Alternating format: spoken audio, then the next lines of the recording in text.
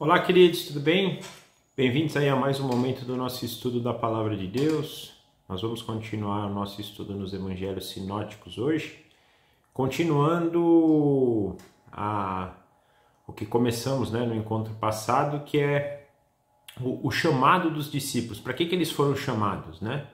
Nós estudamos há 2 encontros atrás a escolha dos 12 primeiros apóstolos.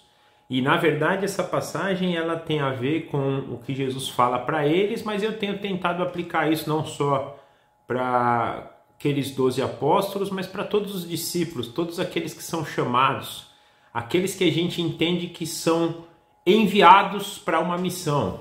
O significado de apóstolo naquela época era esse, né? Principalmente na cultura da época, né? Um apóstolo era alguém que era enviado para trazer uma mensagem, uma missão do reino. E hoje nós temos esse mesmo chamado. Por isso que, apesar de estarmos estudando ali o que Jesus estava falando para os 12 primeiros apóstolos, penso que o que ele disse para eles serve para nós também. Então é algo importante para a gente meditar. Nós terminamos o encontro passado, né, analisando um dos critérios, um dos problemas, na verdade, que eles teriam, né, desse chamado, que era a perseguição, era eles serem traídos até por pessoas que eles amavam. Pai traindo filho, filho traindo pai, irmão traindo irmão, e daí por diante. Tudo isso por causa do nome de Cristo. Ou seja, o verdadeiro seguidor de Cristo seria perseguido, inclusive, por pessoas que eram próximas deles. Então foi assim que a gente terminou, né? Nós usamos a passagem do capítulo 10 de Mateus, vimos até o versículo 25, e o objetivo hoje é que a gente possa então terminar essa explicação de Jesus para eles sobre o para que eles estavam sendo enviados, né? E hoje nós vamos ler então do versículo 26 ao versículo 42 do capítulo 10 de Mateus. Mas antes vamos orar, pedir orientação do Espírito Santo, para que possamos realmente entender aquilo que Deus tem a falar por nós.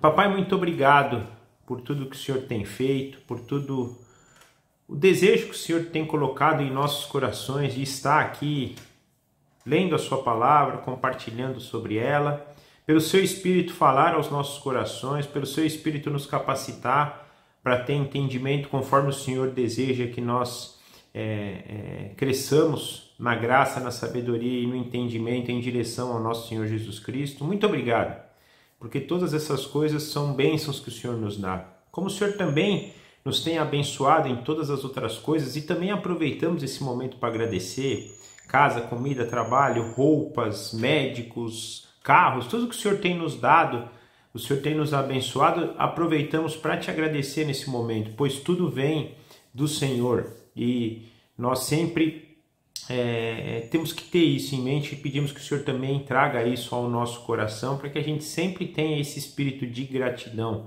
por tudo. Fora as questões espirituais que o Senhor também nos capacita: fé, amor, esperança, santidade, todas essas coisas, e principalmente a salvação que temos pelo nome do nosso Senhor Jesus Cristo. Muito obrigado.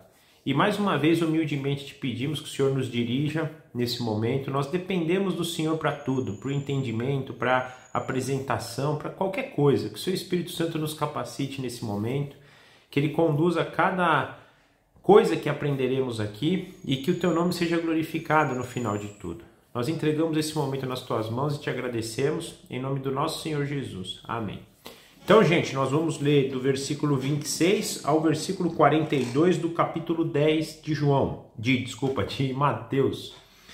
E essa passagem nos diz assim: portanto, não tenham medo deles. Não há nada escondido que não venha a ser revelado, nem oculto que não se torne conhecido. O que eu digo a vocês na escuridão, falem à luz do dia. O que é sussurrado em seus ouvidos, proclamem nos telhados. Não tenham medo dos que matam o corpo, mas não podem matar a alma. Antes, tenham medo daquele que pode destruir tanto a alma como o corpo no inferno. Não se vendem 2 pardais por uma moedinha? Contudo, nenhum deles cai no chão sem consentimento do Pai de vocês. Até os cabelos da cabeça de vocês estão todos contados. Portanto, não tenham medo. Vocês valem muito mais do que muitos pardais. Quem, pois, quem, pois, me confessar diante dos homens, eu também o confessarei diante de meu Pai que está nos céus.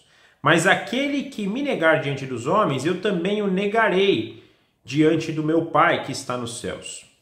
Não pensem que vir trazer paz à terra. Não vim trazer paz, mas a espada. Pois eu vim para fazer que o homem fique contra seu pai, a filha contra sua mãe, a nora contra sua sogra. Os inimigos do homem serão os da sua própria família. Quem ama mais seu pai ou sua mãe mais do que a mim não é digno de mim. Quem ama seu filho e a sua filha mais do que a mim não é digno de mim. E quem não toma sua cruz e não me segue não é digno de mim. Quem acha a sua vida a perderá, e quem perde a sua vida por minha causa a encontrará. Quem recebe vocês, recebe a mim, e quem me recebe, recebe aquele que me enviou. Quem recebe um profeta, porque ele é profeta, receberá a recompensa de profeta.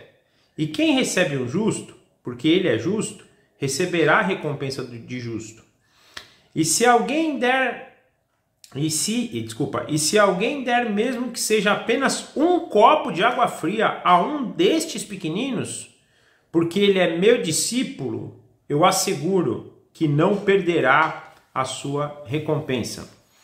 Então, até aqui a palavra de Deus. De novo, só relembrando, a semana passada nós vimos que eles seriam enviados, né, com poder, com autoridade, tanto aqui na terra quanto nas regiões celestiais, ou seja, eles expulsariam demônios, curariam doenças, fariam milagres. Jesus os tinha comissionado para isso, essa era a comissão dos apóstolos, né?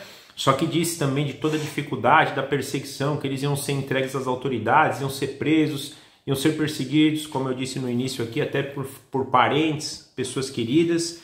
E aí Jesus começa essa passagem falando, mas apesar de tudo isso, não tenham medo, versículo 26, né?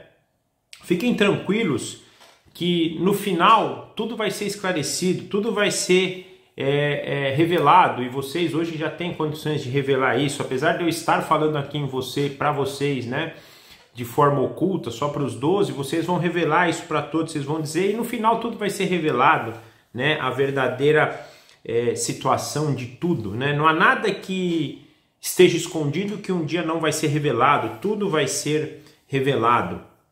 E isso talvez para a gente, mesmo que talvez não seja o intuito dessa passagem, é algo que deve tocar o nosso coração, né?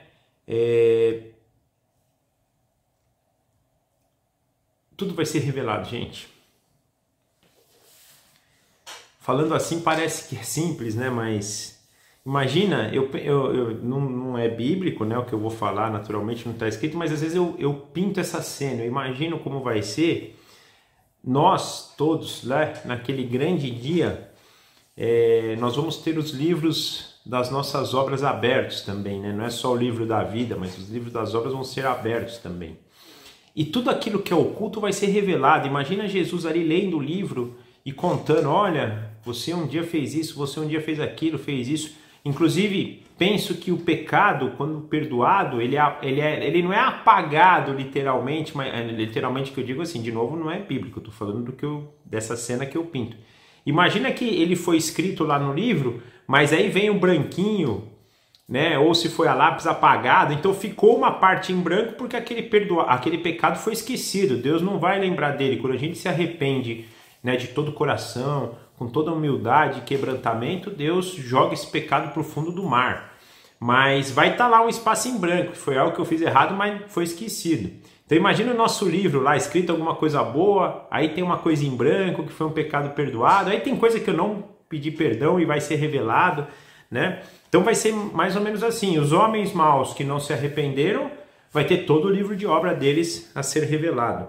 E vai ser um dia de muita humilhação, porque nós vamos estar diante do Cordeiro que desde Adão até o último homem da terra, todos eles vão estar prostrados diante do Cordeiro, eles vão ver o Cordeiro, eles vão ver Deus, eles vão ver o leão da tribo de Judá, e eles vão estar prostrados em adoração a Ele. Imagina a gente ver aquela pessoa maravilhosa, poderosa, aquela que nós vamos, o amor que nós vamos sentir por Jesus, eu penso naquele dia, vai ser arrebatador. A gente estudou isso em Apocalipse, eu falei algumas vezes sobre isso. É aquelas cenas de Apocalipse que, na minha opinião, mostram isso. Todos nós, toda a raça humana se prostrando diante do Cordeiro. Né, capítulo, se não me engano, capítulo 5 ou 6 de Apocalipse, né, todo mundo chegando e adorando, né, todas as, ali fala muito mais do que homens, mas fala de toda a criação se prostrando diante dele. Imagina a gente prostrado diante dele, e para estarmos prostrados diante dele, vamos estar reconhecendo quem ele é. E aí imagina a gente sabendo quem ele é, ele lendo o livrinho das nossas obras, que coisa maluca que vai ser, né? Naturalmente, nós que hoje conhecemos Ele, já nos entregamos ao seu poder, ao seu senhorio, à sua salvação e à sua justificação, estaremos justificados. Mas você imagina aqueles que não, que vergonha que vai ser. Então é algo que vai ser de muita vergonha. É isso que eu queria trazer aqui pra gente, né?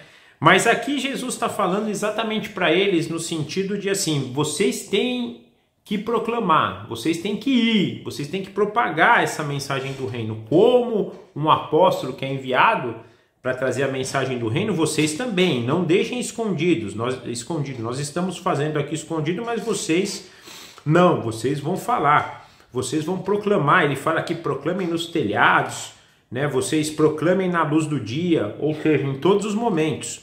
E tudo isso não tendo medo.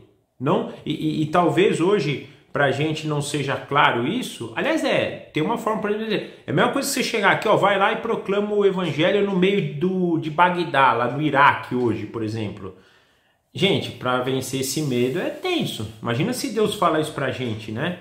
Vai lá e prega em Teherã, no centro de Teherã, lá no Irã, o berço do fanatismo islâmico, por exemplo. Não é uma coisa fácil. Jesus fala, cara, vocês proclamem, não tenham medo, né? Não se preocupem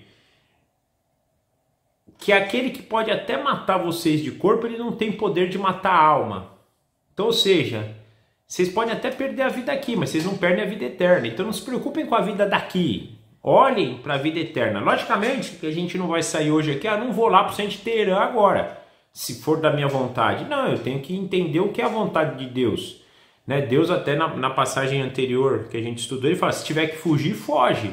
Quem vai ser o parâmetro para mim é a minha submissão ao Espírito. Espírito, o que o Senhor deseja que eu faça? Se for ir para o centro de Teherã, porque o Senhor está mandando, e sobre a palavra de Jesus eu vou. Agora, se for ficar no Brasil, é ficar no Brasil. Mas é isso, o que for dado a você por meio do Espírito, ou o que for dado a nós por meio do Espírito na palavra de Cristo, nós temos que ir sem medo. E não importa se isso custe nossa vida, e para os apóstolos custou, a gente sabe disso na história, né? Não importa, porque esses que têm poder para tirar a vida de vocês aqui, não têm poder para tirar o tesouro mais precioso que vocês têm, que é a vida eterna. Então, não se amedrontem por causa disso. Eles, pelo contrário, temam a Deus. Olhe para aquele que pode tirar, né? Não digo tirar, né? Vamos pensar, eu sou da linha calvinista e da predestinação, é aquele que pode te dar a vida eterna, né? E que para aquele não der a vida eterna vai para o inferno. Aquele que vai te deixar no fogo do inferno, de novo, não é porque ele quer deixar, é pela consequência do nosso pecado, não por causa de Deus. Eu estou fazendo isso até, nós vamos falar um pouquinho daqui a pouco sobre essa questão de Jesus vir trazer guerra, só para a gente não confundir, porque senão a gente acha, pô, Deus é mau, porque ele pode mandar uns para o céu e outros para o inferno. Não, o inferno vem pelo pecado do homem, Deus é justo e por isso ele tem que fazer justiça. Mas é ele que tem esse poder, por quê? Porque ele toca na gente para a gente ser reconhecido, para a gente conhecer a Cristo e aí não termos mais. Então isso que a gente deveria temer, e não temer os homens, né? E ele fala exatamente isso. Tudo acontece conforme Deus quer, né? nada acontece sem a permissão de Deus. Aí ele fala aqui de pardaizinhos aqui, né? Nenhum pardalzinho vai cair no chão sem o consentimento de Deus. Indo mais longe, Deus conhece todos os fios de cabelo da sua cabeça. Todos eles estão contados. Né? A gente tem outras passagens que dizem, né? Nenhum fio de cabelo cai da nossa cabeça sem que seja a vontade de Deus. Então, tá tudo sob controle de Deus. Se for na palavra de Deus, se for pela palavra de Cristo e no poder do Espírito, tá no comando de Deus. Se tá no comando de Deus, nada acontece, nada. Nenhum fio de cabelo vai cair da nossa cabeça sem que seja a permissão dele, sem que seja o propósito dele. Se é ele que nos enviou, nós estamos no propósito dele. O que vai acontecer dali para frente está no propósito dele, ponto. Isso está na mão de Deus. Portanto, não temam, não tenham medo. Vocês valem muito mais do que tudo isso. Ele fala aqui na passagem, né, do versículo 31, vocês valem muito mais do que tudo isso. Vocês valem muito mais do que os pardais. Não tenham medo disso. E aí ele faz uma exortação, e isso é importante. Por quê? Porque quem me confessa aqui diante dos homens, eu também vou confessá-los diante do meu Pai, Jesus falando. Agora, se você tiver medo e você me negar diante dos homens, eu vou te negar diante do Pai. Aí vem o ponto. Se o Pai é aquele que, por meio do Filho, perdoa os nossos pecados, como é que a gente vai chegar lá naquele grande dia e ser negado por Ele? Os nossos pecados não vão ter sido perdoados. Portanto, nós iremos para o inferno. É isso que nós temos que temer. É um realinhamento do nosso temor. Onde está o seu temor? O temor está na justiça de Deus ou está aqui no agrado aos homens? Esse é o chamado que Jesus está fazendo para eles aqui. Como é que está, né, o olhar de vocês em relação a isso? E tenham isso em mente. Me confessou aqui, vou confessar lá no céu. Vou confessar lá diante do Pai. Não me confessou, não vou confessar. É uma exortação para a gente entender e saber aonde a gente pode, ou onde a gente deve, na verdade, né, colocar a nossa expectativa. Esse que eu acho que é o ponto mais importante aqui desse chamado de Jesus, né? Dessa exortação, na verdade, de Jesus. Aí ele continua, né, aí falando um trecho até um pouco complexo para a gente entender. Ele fala: não pense que eu vim trazer paz, não vim trazer paz, mas espada, pois eu vim para fazer com que o homem fique contra seu pai, a filha contra sua mãe, a nora contra sua nora, os inimigos dos homens serão os da sua própria família, né? E aí entra aqui um cenário importante para a gente entender a necessidade da gente saber olhar a Bíblia não só a nível de um versículo, não só a nível de um capítulo, de um livro, por exemplo, de Mateus, mas dela como um todo. A gente precisa harmonizar todas elas, porque ela é inerrante, ela é eterna, ela é verdadeira e ela não vai se contradizer. Pelo contrário, ela se harmoniza em tudo. E por que eu estou dizendo isso? Porque a gente vai falar, pode pegar assim um trecho, alguém, né, mal intencionado, ou mesmo que não estuda ela como um todo, fala: pô, como é que Jesus está vindo trazer guerra? Em outro momento ele fala de paz, em outro momento ele fala de amor. Aqui ele não está, né? A gente fala que Jesus é a nossa paz. Aí ele fala: não, pensem que vim trazer paz. Você fala: poxa, tá meio tumultuado isso aqui, né? Veio ou não veio? Veio trazer paz ou não veio trazer paz? A gente tem que harmonizar isso. Não está errado não, e não é uma contradição. Mas penso que o que Jesus está querendo dizer aqui é o seguinte, e aí nós vamos voltar de novo a Gênesis 3. Quando o homem peca, ali é dado uma profecia, ali é dado algo que vai acontecer durante toda a nossa existência. A inimizade entre o filho, né, da mulher, o descendente da mulher, e aí toda a sua linhagem santa. Nós estudamos isso lá em Apocalipse também, quando fala da mulher grávida, e toda a linhagem santa dela, ou toda a descendência de Deus, os filhos de Deus. Quando eu olho, somente no Antigo Testamento, Gênesis, quando a gente lê, quando ele fala filho de Deus, para mim é essa descendência, né, de Deus em Jesus Cristo, por meio de Jesus Cristo, o descendente que vai trazer toda uma descendência, o primogênito de muitos, contra os descendentes da serpente, que são os filhos dos homens. os pecadores, os que não foram justificados, os que não foram escolhidos. Então esse nível de tensão já começa lá em Gênesis 3. A partir daquele momento, gente, quando a gente estuda Apocalipse e nós estudamos, né, nós vamos perceber que há uma guerra. É uma guerra e essa guerra até a segunda vinda de Cristo, ela ainda vai acontecer. E vai ser sempre isso. Isso não é culpa de Jesus. Lembra, Gênesis 3 aconteceu pelo pecado do homem. Então, o pecado do homem introduziu essa inimizade.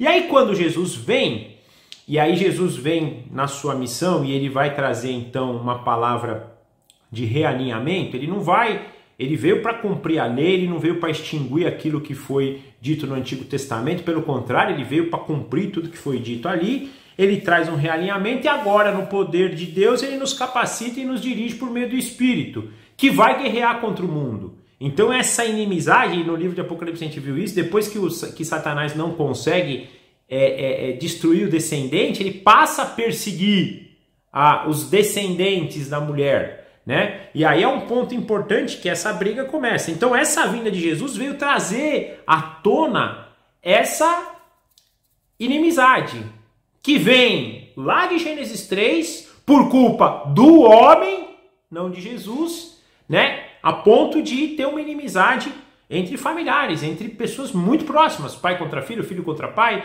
mulher contra marido, marido contra mulher, sogro contra sogra, nora contra sogra, e daí por diante, né? Assim, todo um nível aí de inimizade muito grande, né? Talvez isso para gente que viva numa cultura ocidental, muito mais arraigada a uma liberdade familiar, isso não seja algo, às vezes até maluco a gente dizer isso. Mas a gente não pode esquecer, e quando a gente estuda a primeira igreja, a gente vai ver isso. Quando um filho deixava lá o judaísmo para seguir o cristianismo, havia uma ruptura. Hoje isso acontece. Eu estava vendo esses dias um filme dos judeus ortodoxos, né?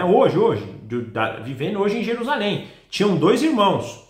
O filme era o retrato de um irmão judeu ortodoxo, assim, acho que até ultra ortodoxo, e o irmão dele tinha se convertido ao cristianismo. Não houve uma perseguição de morte, mas houve uma ruptura total, a ponto de, né, não ter mais ligação entre eles não se conversarem, eles não falarem.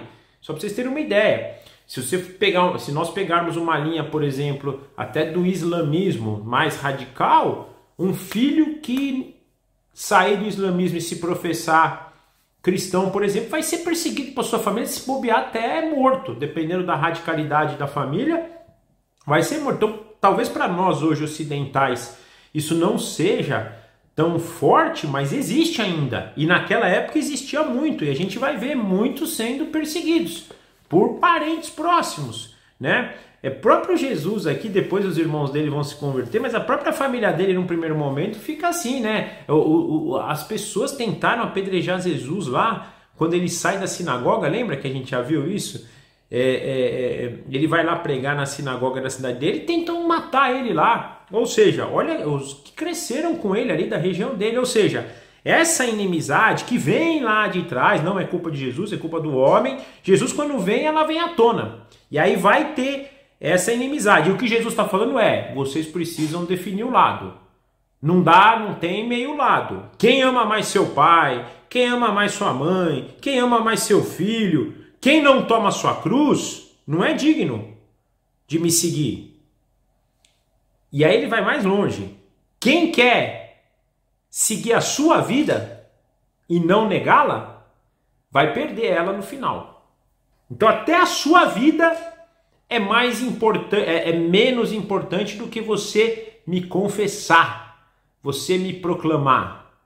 Se você quer achar a verdadeira vida, você tem que perder sua vida aqui. Perder nesse sentido, você se negar, você se entregar ao poder do Espírito e fazer aquilo que Ele quer que você faça sem medo, até que isso custe a sua própria vida, até que isso custe o seu relacionamento familiar, até que isso... É duro falar, mas até que isso te afaste até de contatos próximos, né?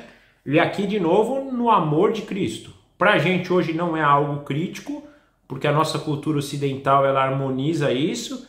A gente consegue hoje, né? Por exemplo, minha mãe espírita, né, que se diz cristã, que eu honestamente não creio, mas ela se diz espírita. Eu não preciso brigar com ela e me afastar dela porque não exige essa coisa, mas um islâmico talvez hoje tenha que brigar. Um islâmico, um pai que se converteu ao cristianismo e tem o filho, um guerreiro islâmico, um jihadista, digamos assim, vai ter que negar teu filho e inclusive se tiver que morrer, vai morrer também por causa disso. Então isso é importante para a gente ter em mente. A gente tem que ter Cristo como prioridade. O apóstolo, o discípulo, aquele que quer seguir o mestre, tem que ter o mestre acima de tudo, acima de todas as coisas. A gente não pode conciliar, não dá. Ou você é do mestre ou você não é do mestre. E aí ele vai aprofundar aqui, né, dizendo isso em relação a na continuidade disso, né, aquele que quer ficar com a sua vida vai perdê-la e de quem entregar a sua vida por Cristo vai achá-la. Ele vai dizer que vai haver uma conciliação, porque ele continua versículo 40, né? Quem recebe a vocês, recebe a mim. O que quer dizer? Vocês agora são eu sou vocês, ou vocês são comigo. Tem até uma oração que Jesus faz para o Pai nesse sentido, né? Que é do jeito que Jesus era com o Pai era com Cristo, ele queria que os apóstolos também fossem um com eles e eles fossem um com os apóstolos. É a mesma coisa. Então, vai e fiquem em paz, e façam sem medo, sem temor, por meu amor, por submissão, porque quem receber vocês está recebendo a mim, e quem recebe vocês e recebe a mim, recebe também aquele que me enviou, que é Deus, né? Porque Jesus é Deus, mas eles tinham também uma dificuldade aqui, a questão do Pai ainda era muito forte, então está recebendo o Pai também com vocês, né? Da mesma forma, se você recebe um profeta, você vai ser recompensado pela recompensa de um profeta. E aqui eu penso aqui, né? Se você está se relacionando com um profeta, você vai... E que recompensa é? Você vai estar coberto de profecia. E profecia não quer dizer ficar falando de adivinhar futuro, não. Eu estou dizendo de profecia aqui, de você entender a palavra de Deus. Toda vez que eu leio os profetas do Antigo Testamento, eu vejo que eles estão interpretando a palavra de Deus. Se a gente lê Isaías, tem revelações profundas, mas profundas que já foram dadas, por exemplo, para Moisés lá na lei. Se a gente vê o que Moisés profetiza lá e depois o que Isaías, Jeremias vão profetizar, tem todo o nexo. Então, quando você vai receber um profeta, você vai ser abençoado por esse profeta, porque você vai estar vivendo a profecia. Você vai estar recebendo a profecia da parte de Deus. Da mesma forma do justo. Se receber um justo, você vai estar sendo abençoado, você vai estar recebendo a recompensa de ter um justo com você ali. E quando Cristo chega nos locais por meio dos seus discípulos e apóstolos, ele está levando uma profecia, ele está levando a justiça, então vai estar sendo abençoado, fora as recompensas celestiais, porque aí ele vai até mais longe, né? Se você der um copinho d'água para eles, que seja, ou seja, se você fizer qualquer pequena coisinha para eles, você vai ser recompensado. Então, não é assim, você precisa fazer grandes coisas. Lógico, se você puder fazer grandes coisas, ótimo. Mas se você der um copinho d'água para eles, você já tem uma recompensa. E aí Jesus vai falar, né, numa passagem, né? Tive fome, me desse de comer. Nós vamos estudar daqui a pouco essa passagem, né, nos próximos encontros. Ele fala, se eu tive fome, me desse de comer, tive sede. Mas aí ele fala, Senhor, quando nós te demos o que comer? Ele fala, não, quando você recebeu um desses pequenininhos, você recebeu a mim, que é o que ele falou hoje. Então, a sua recompensa é como se fosse para mim mesmo, porque você os recebeu, eu estava nele, então também fui alcançado por isso. E isso é a síntese, né? Mas, para a gente finalizar, o que eu queria deixar, né, nesses dois encontros que a gente vê então do chamado, que apesar de tudo, gente, da dificuldade, apesar... na verdade é um mix, né? Porque a gente vai ter realmente muitas coisas poderosas, quando a gente está sob a autoridade do Espírito, de cura, de expulsão de demônios, até de ressurreição. A gente tem poder se estivermos no propósito e no poder do Espírito Santo. Então tem obras maravilhosas que vão ser feitas, mas também vão ter problemas. Vão ter perseguições, vão ter prisões, vão ter... Por quê? Porque há uma inimizade. Desde Gênesis 3 há uma inimizade que vai perdurar ainda até a segunda vinda de Cristo. E essa inimizade não tem restrição, ela é uma inimizade que pode ser de uma longa distância, ou seja, alguém que eu não conheço, que esteja distante de mim, como alguém próximo, um familiar muito próximo, mas que nós somos chamados para não ter medo, porque tudo está sob o domínio de Deus. Quando nós estamos sob o seu poder, a sua orientação e o seu propósito, nós estamos tranquilos, porque mesmo quem não está, Deus conhece cada fio de cabelo que cai da cabeça da pessoa, Deus conhece cada fio de cabelo que cai de qualquer ser humano da terra, Deus conhece qualquer pardalzinho que caiu no chão, Deus conhece tudo. Imagina aqueles que estão sobre o seu propósito, sobre a sua obra, sobre o seu poder, sobre uma submissão dele. Mais ainda, nada vai acontecer que não seja da vontade de Deus. Pode vir um cara aqui na minha casa agora, se eu nega a Cristo, se o poder do Espírito estiver repousado sobre mim, o cara vai vai botar arma na minha cabeça, vai tentar matar, não vai matar, porque Deus não vai permitir, porque é Deus que permite todas as coisas. E se ele permitir, é porque o meu propósito aqui já tinha sido finalizado, e aí é até melhor eu estar com ele do que estar aqui, né, gente? Com todo respeito. Então é importante a gente ter isso em mente nesse chamado. É um chamado que é para uma obra grande, mas é uma obra difícil, mas que nós devemos nos alicerçar no poder de Deus e não ter medo, porque é o próprio Deus que vai nos permitir, nos vai deixar fazer aquilo que a gente precisa. Amém? Era isso por hoje. Espero que vocês tenham gostado. Eu vou orar e a gente então finaliza esse momento e nos vemos então no próximo encontro. Papai, obrigado por mais um dia, pela sua palavra, pelo seu entendimento, que o Senhor capacite o nosso coração para receber tudo isso que nós vimos e que nós tenhamos esse entendimento do chamado, que nós não tenhamos medo, que nós saibamos realmente nos entregar ao Senhor, nós possamos ter paz nesse conflito que vivemos aqui hoje de um mundo, né, que infelizmente é trevas, e quando o Senhor vem como luz, a luz ela incomoda as trevas, por isso que há toda essa perseguição, né? E às vezes perseguição até de espada, como foi dito na palavra hoje, né? Porque é uma inimizade muito forte, mas o Senhor nos capacita, o Senhor nos faz brilhar conforme a tua luz que hoje habita em nós e está crescendo conforme o Senhor vem nos ensinando. Então que o Senhor nos capacite, o Senhor nos dirija e que o nosso coração possa aprender tudo isso que o Senhor nos tem falado. Nós entregamos a nossa vida nas tuas mãos, a nossa semana, que o Senhor esteja conosco e que possamos no próximo final de semana estarmos juntos mais uma vez para estudar a tua palavra. Nós oramos assim agradecidos em nome do nosso Senhor Jesus. Amém. Tchau, gente. Obrigado. Forte abraço. Até a semana que vem.